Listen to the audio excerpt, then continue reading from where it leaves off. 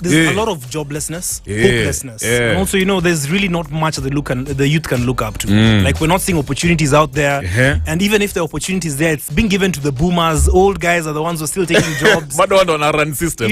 Like, how is it going to happen for us? So, JP, kabla tuingie kwa conversation, tunataka tu check nini na happen on the front pages of the dailies. Tell people what you do, maze, where you from, nini tuka hizo. All right. Well, I'm JohnPaul. That's where the name JP comes in. Of course, I'm an entrepreneur, and I've also been a radio host on a couple of radio stations here and there. Podcasting. Tumetoka nayo mbali kiasi. Buda tumetoka far. Wow. Yeah. So it's just the passion of entrepreneurship and business that has really, really pushed me all through the years. Nice. How is it, Bede, kukuwa an entrepreneur right now? Well, nilijaribu kufanya bills some time back, lakini history bills, Kev, JP, Buddha, I suffered. Transport, ndo hiyo story ya sijui electricity, ndo story ya food, nini, bills, apparently wanasema hizi ndo vitu zifanyanga ma entrepreneurs, ma hustlers, wana quit mapema. That's true. Mtu anadai kurudi kutafuta job. Well, entrepreneurship just depends. It really has to come from your heart. Guys are saying entrepreneurship because they don't have jobs, so it's like an excuse. You ask someone, what do you do? I'm an entrepreneur. Let that not be an excuse of you not having a job. Well, just do whatever you can and just don't give up, because it's not easy anyway. Wherever you are, whether it's in the US or Canada, things are still the same. But entrepreneurship in Kenya is tough. That's for sure. Inabidi ukuwe mbele kiasi na ukuwe rada. Ukuwe rada sana. So what's the secret to thriving now? To me, it's just hard work, determination, and God. Just keep God first. Keep God first. All right. So right now, what's to check in happen on the front pages? I have a copy of the Standard. But there, unaweza get Standard for just 60 shillings. Na nachika hapa hivi wameandika Raila draws the red line in his first address since kicking out rebel MPs from his party. Azimio leader Raila Odinga moves to stamp his authority in ODM, even as DP Rigathi Gachagua threatens to halt ongoing national dialogue talks, accusing him of lacking sincerity. History kuko page 8. And this is what the deputy president alisema. Raila Odinga doesn't see any mistake when he meets with the president. The other day, Wiper leader Kalonzo Musyoka came to State House at night and he hasn't been expelled from the Azimio coalition. So, unajua hii stuff by there. Hata last week hapa hivi na Kevo Badman, my co-host, tulikuwa na debating in a deadly sana. So some people saying Raila is not honest. Why do you and Kalonzo and all these other people, ni wadosi wa Azimio, why do you guys find it easy to engage with the president, lakini watu wenu wa ground wakibonga na prezo munakuwa sensitive, mada kuchuja wase? Nyinyi mmepewa kazi ya kufanya, acheni story mingi. Wacha leaders waonge huko juu, because I think what they actually did is a very good thing. As in to crack the whip on these guys. If you're given a job by someone, you have to listen to your boss. Huwezi jipeleka tu huko mbele. Super tolerant kani wewe ni boss basi. Super tolerant. Unajua prezo si ni wetu wote. Hapo unaweza cha mtu wako tu arande kila mahali. Labda na randa na wase wako fiti. Azizi. Maybe ameenda kwa jirani kudishi huko hivyo. So I'm like, okay, sawa baby, as long as you are safe. Ufai kula kwa jirani. Hiyo ndio kinatutaki.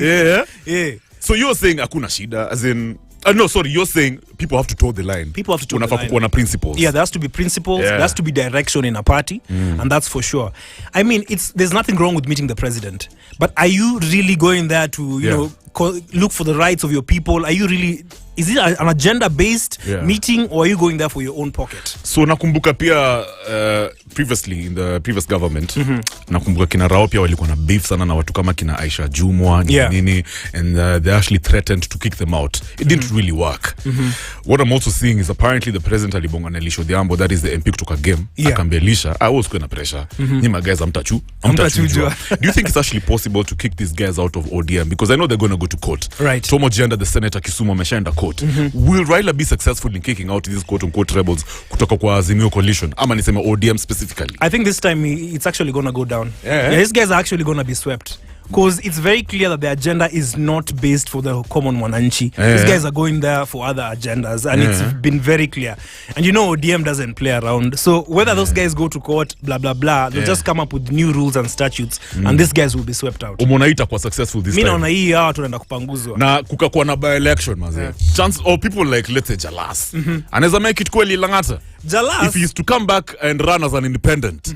Will he really? I don't think Jalas can make it if he comes back as an independent. Yeah. That's one thing I know he won't. He's not going to make it. Anaweza pata sponsorship na wase wa UDA. Hiyo lazima watampatia do. Watampea do, lakini watu kwa ground wamejam. Unashika? Wewe unaenda huko ni nini unaleta? Saa umeenda umeona president. Alafu sisi umekuja kutugusisha nini?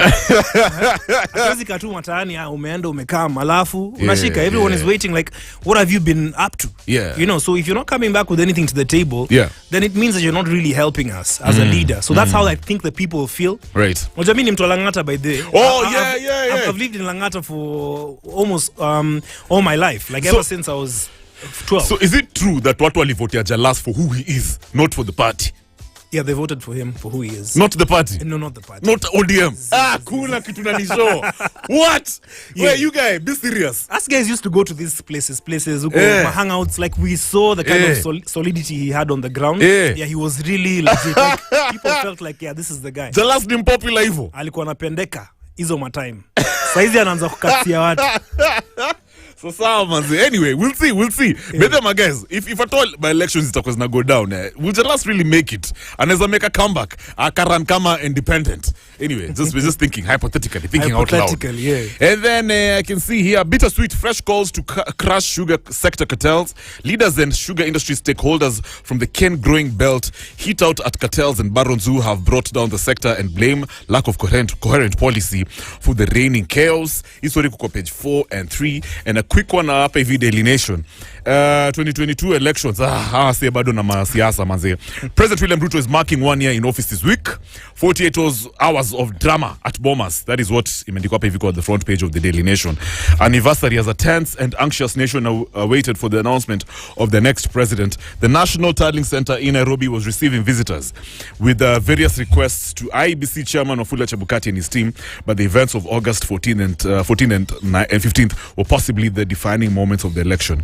And then I'm seeing here, Ruto, why I want official opposition leader post. President William Ruto has reaffirmed his commitment to the creation of the office of leader of the opposition, even as his deputy Rigathi Gachagua demanded that the issue of the 2022 elections audit be dropped from the agenda of the bipartisan talks. We know that bipartisan talks zimekuwa postponed for 2 weeks, JP. Right. And kuna watu wanasema mtu kama Gachagua hana goodwill. Yeah, he's not looking for this talks to succeed. That's true. Una get some of the demands, some of the issues wanaenda kutackle ni of course opening of the server. Yeah. Maneno ya official opposition leader post. And there's also that issue for the chief cabinet secretary post and many others. Lakini tumeona story ya high cost of living haiko. Right. Will there anything substantial come out of Vizima talks? Well, I think there's some things that will actually do come out positively out of the talks, but the main agendas are not going to be met. Like, what's the main one? What's the main one? High cost of living. Can we address that? Issue of the server. Do you really think they're going to open that server for you guys to check out what really happened? What really went down? Yeah. That's a stalemate already on its own. Hapa hakuna mtu anaenda kusonga mbele. So let me ask you, easy talks, according to you. Do you know kuna magays wanasema pana mazi haingeenda hiyo route ya Bomas. You know, you can't have parliamentarians running this affair. True. If Kenyans are going to have some serious changes, kama tuta tackle the serious questions kama mambo ya electoral injustice, then this talks haziwezi kukuwa Bomas. So do you think our politicians were to let down? Has this been the biggest betrayal to Kenyans? Absolutely. When you're having a talk like this just run by politicians, parliamentarians? Absolutely. Those guys are going to be talking about their own things, talking about how they're going to plan. Okay, sawa tukubaliane hapa hivi. The common mwananchi is not going to have his voice heard. We needed more participation of guys out here. We want our voices heard. That's why they would have involved us more. Hata hizo documents wamesema we've given out memorandums, the documents, this is what the mwananchi has said. Have you signed anything? Have they heard what Kev wants? Z. So sawa. Yeah. All right. So sawa. Anyway, MVP report going down right now. 7:45. Tupige simu 0719012700. Right now we're keeping it moving. Tukirudi we're going to talk about maneno ya El Nino. Buda hii weekend kwanza on Saturday, Friday pia ilinyesha kiasi. So people talking about now effects za El Nino. Is Nairobi County? Let's talk about Nairobi kwa sababu hapa hivi ndo tuko. Right. Is the county government ready to mitigate the effects of El Nino? We'll touch on that tukirudi 24 minutes after 7. Good morning. Keep it locked. More vibes to keep you moving.